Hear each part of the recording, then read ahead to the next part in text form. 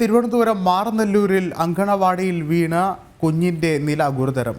ആന്തരിക രക്തസ്രാവത്തെ തുടർന്ന് കുഞ്ഞ് തിരുവനന്തപുരം മെഡിക്കൽ കോളേജ് ആശുപത്രിയിൽ ചികിത്സയിലാണ്. കുഞ്ഞ് വീണത് അങ്കണവാടി അധികൃതർ മറച്ചുവെച്ചിരുന്നു. മണിക്കൂറുകൾക്ക് ശേഷമാണ് കുട്ടിയെ ആശുപത്രിയിൽ എത്തിച്ചത്.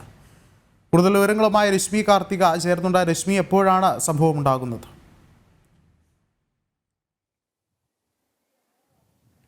വ്യാഴാഴ്ചയാണ് വിഷ്ണു ഈ സംഭവം നടക്കുന്നത്. 12 മണിയോടുകൂടി കുഞ്ഞ് അംഗനവാടിയിൽ ജനലിൽ നിന്നും നിലത്ത് വീഴുകയായിരുന്നു. അച്ഛൻ തിരിച്ചു വിളിക്കാൻ വന്ന സമയത്ത് ഈ കുഞ്ഞിന്റെ മുഖം നീര് വെച്ചിരിക്കുന്നത് കണ്ടപ്പോൾ കുഞ്ഞ് ഉറങ്ങിയതാണ് എന്നുള്ളതാണ് അച്ഛൻ രതീഷ് കരുതിയത്. പിന്നീട് വീട്ടിലെത്തി കുട്ടി ഉറക്കെ കരയുകയായിരുന്നു. പിന്നീട് കുറച്ചു നേരം കിടന്ന് ഉറങ്ങിയതിനു ശേഷം പാല് കുടിക്കുകയും ഭക്ഷണം കഴിക്കുകയും ഒക്കെ ചെയ്ത സമയത്ത് ഇവ തുടർച്ചയായി ഛർദ്ദിക്കുന്നുണ്ടായിരുന്നു. ഇതേ തുടർന്നാണ് ഇവർ ഇരട്ട കുട്ടികളാണ്, അതായത് വൈകിക്ക് ഒരു ഇരട്ട സഹോദരൻ കൂടിയുണ്ട്.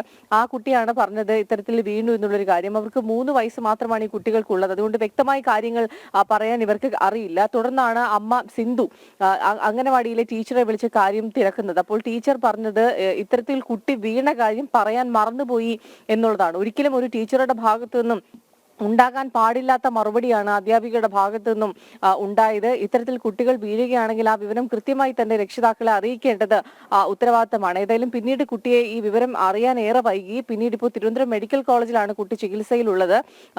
ആരോഗ്യനില കുറച്ച് ഗുരുതരമാണെന്നുള്ളതാണ് നമുക്ക് അറിയാൻ കഴിയുന്നത്. MRI സ്കാനിങ് എടുത്ത് കഴിഞ്ഞിട്ടുണ്ട്. ഇപ്പോൾ കുഞ്ഞിന്റെ തലയോട്ടിക്ക് ക്ഷതമേറ്റിട്ടുണ്ട്, ഇന്റേണൽ ബ്ലീഡിംഗ് ഉണ്ട്, അതോടൊപ്പം തന്നെ കഴുത്തിന് പൊട്ടൽ സംഭവിച്ചിട്ടുണ്ട്, നട്ടലിനും ചെറിയ പ്രശ്നമുണ്ട് എന്നുള്ളതാണ് നമുക്ക് അറിയാൻ കഴിയുന്നത്. ഏതായാലും നില കുറച്ച് ഗുരുതരമാണ് എന്നുള്ളതാണ് ഡോക്ടർമാരിൽ നിന്നും ഒപ്പം തന്നെ പിതാവിൽ നിന്നും അറിയാൻ കഴിയുന്ന ഒരു കാര്യം. ബാലാവകാശ കമ്മീഷൻ നിലവിൽ കേസെടുത്തിട്ടുണ്ട്.